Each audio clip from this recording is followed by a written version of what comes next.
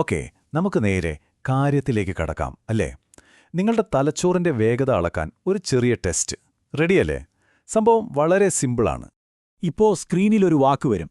നിങ്ങൾ ആ വാക്ക് വായിക്കരുത്. പകരം അത് ഏത് നിറത്തിലാണോ എഴുതിയിരിക്കുന്നത് ആ നിറം ഉറക്കെ പറയണം. എത്രയും പെട്ടെന്ന് പറയൂ. എങ്ങനെയുണ്ടായിരുന്നു? ഒരു സെക്കൻഡ് നേരത്തേക്ക് ഒന്ന് പതറിപ്പോയില്ലേ? വാക്കാണോ അതോ നിറമാണോ പറയേണ്ടത് എന്നൊരു കൺഫ്യൂഷൻ അല്ലേ? ആ ഒരു ചെറിയ ആശയക്കുഴപ്പത്തെക്കുറിച്ചാണ് നമ്മളിന്ന് സംസാരിക്കാൻ പോകുന്നത്. അപ്പോൾ നിങ്ങളിപ്പോൾ അനുഭവിച്ച ആ ഒരു പ്രതിഭാസത്തിനൊരു പേരുണ്ട്. അതാണ് സ്ട്രൂപ്പ് ഇഫക്റ്റ്. അതായത് നിങ്ങൾ കാണുന്ന വാക്കും അതിൻ്റെ നിറവും തമ്മിലൊരു ചേർച്ചയില്ലാതെ വരുമ്പോൾ നിങ്ങളുടെ തലച്ചോറിനകത്തൊരു ചെറിയൊരു പോരാട്ടം നടക്കും. ഈ തടസ്സമാണ് നമ്മളെ ഒന്ന് പതറിക്കുന്നതും പ്രതികരിക്കാൻ വൈകുന്നതും.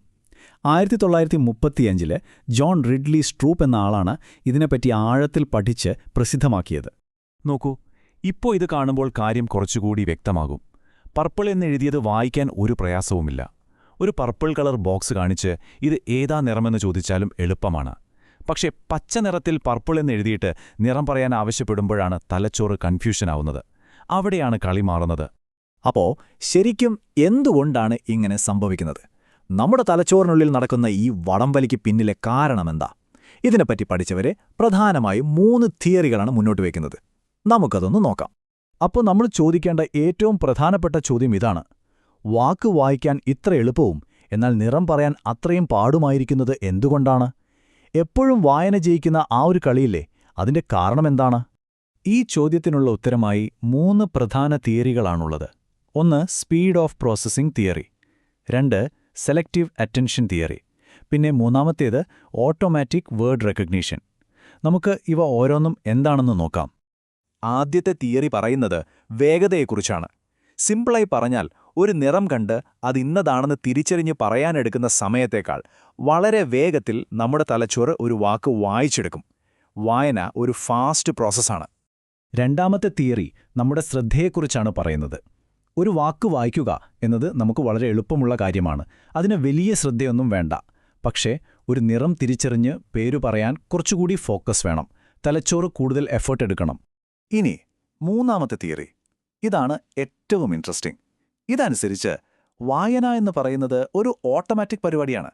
നമ്മുടെ തലച്ചോറ് നമ്മളോട് ചോദിക്കാതെ തന്നെ അത് ചെയ്യും. കാരണം ചെറുപ്പം മുതലേ വായിച്ചു വായിച്ച് അതൊരു ശീലമായിപ്പോയി. ഒരു വാക്ക് കണ്ടാൽ വായിച്ചു പോകും, അത് നിർത്താൻ പറ്റില്ല. ആ ഒരു ഓട്ടോമാറ്റിക് ശീലം നിറം പറയുക എന്ന നമ്മുടെ യഥാർത്ഥ ജോലിയെ തടസ്സപ്പെടുത്തുകയാണ് ചെയ്യുന്നത്. അപ്പോൾ ശരി, ഈ തിയറികളെല്ലാം വെച്ച് നോക്കുമ്പോൾ തലച്ചോറിനുള്ളിൽ നടക്കുന്ന ആ പോരാട്ടത്തിന് പിന്നിലെ സ്റ്റെപ്പുകൾ എന്തൊക്കെയാണെന്ന് നമുക്ക് നോക്കാം അല്ലേ? നമ്മൾ ആദ്യം ചെയ്ത ടെസ്റ്റിലെ അപ്പോൾ നിങ്ങളുടെ തലച്ചോറിനുള്ളിൽ സംഭവിച്ചത് ഇതാണ്. സ്റ്റെപ്പ് 1, നിങ്ങൾ ശ്രമിക്കാതെ തന്നെ തലച്ചോറ് ആ വാക്ക് വായിച്ചു. സ്റ്റെപ്പ് 2, പെട്ടെന്നൊരു ഓർമ്മ വന്നു, അയ്യോ വാക്ക് വായിക്കാനല്ല നിറം പറയാനാണല്ലോ പറഞ്ഞത്. സ്റ്റെപ്പ് 3, തലച്ചോറ് ഒരു ശ്രമം നടത്തുന്നു, വായിച്ച വാക്കിനെ മറക്കാൻ, അതിനെ അവഗണിക്കാൻ. സ്റ്റെപ്പ് 4, ഒടുവിൽ ശ്രദ്ധ മുഴുവൻ നിറത്തിലേക്ക് മാറ്റുന്നു. സ്റ്റെപ്പ് 5, ആ ചെറിയൊരു താമസം കഴിഞ്ഞ് നിങ്ങൾ ശരിയായ നിറം പറയുന്നു. ഈ 5 സ്റ്റെപ്പുകൾ കൊണ്ടാണ് ആ ചെറിയൊരു ഡിലേ വരുന്നത്. അപ്പോൾ ഈ പറയുന്ന കാലതാമസം അല്ലെങ്കിൽ ഈ വേഗത കുറവ് അത് ശരിക്കും എത്രയുണ്ടെന്നറിയാമോ? ഈ ചെറിയൊരു കൺഫ്യൂഷൻ നമ്മുടെ തലച്ചോറിനെ എത്രത്തോളം സ്ലോ ആക്കുന്നുണ്ട്? കേട്ടാൽ നിങ്ങളൊരുപക്ഷെ ഞെട്ടിപ്പോവും. 74%, അതെ 74%, കേട്ടത് ശരിയാണ്. ജോൺ റിഡ്ലി സ്ട്രൂപ്പിന്റെ ആ പഴയ പഠനത്തിൽ കണ്ടെത്തിയ കാര്യമാണിത്.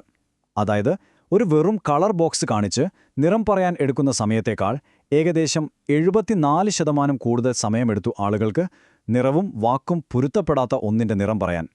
ഒന്ന് ആലോചിച്ചു നോക്കൂ, അത് എത്ര വലിയൊരു വ്യത്യാസമാണെന്ന്. അപ്പോൾ ഇവിടെയാണ് നമ്മൾ ശരിക്കും ആലോചിക്കേണ്ടത്. ഒരു ചെറിയ വാക്കിനും നിറത്തിനും നമ്മുടെ തലച്ചോറിന് ഇത്രയധികം സ്ലോ ആക്കാൻ പറ്റുമെങ്കിൽ നമ്മുടെ നിത്യജീവിതത്തിൽ ഇതുപോലുള്ള എത്രയെത്ര കാര്യങ്ങൾ നമ്മുടെ ശ്രദ്ധയെയും തീരുമാനങ്ങളെയും ബാധിക്കുന്നുണ്ടാവാം അല്ലേ? ഒന്ന് ചിന്തിച്ചു നോക്കൂ. ഒരു വാർത്തയുടെ തലക്കെട്ടൊന്ന്, പക്ഷേ ഉള്ളടക്കം മറ്റൊന്ന്. അല്ലെങ്കിൽ ഒരു പരസ്യത്തിലെ ചിത്രവും എഴുത്തും തമ്മിൽ ഒരു ബന്ധവുമില്ലാത്ത അവസ്ഥ. ഇതൊക്കെ ഒരു തരത്തിൽ സ്ട്രൂപ്പ് ഇഫക്റ്റ് തന്നെയല്ലേ? ഒരുപക്ഷേ നമ്മളറിയാതെ തന്നെ നമ്മുടെ ചിന്തകളെയും തീരുമാനങ്ങളെയും ഇത് സ്വാധീനിക്കുന്നുണ്ടാവാം. എന്തായാലും ആലോചിക്കാൻ ഒരുപാട് കാര്യങ്ങൾ ബാക്കി വയ്ക്കുന്ന ഒരു വിഷയമാണിത്.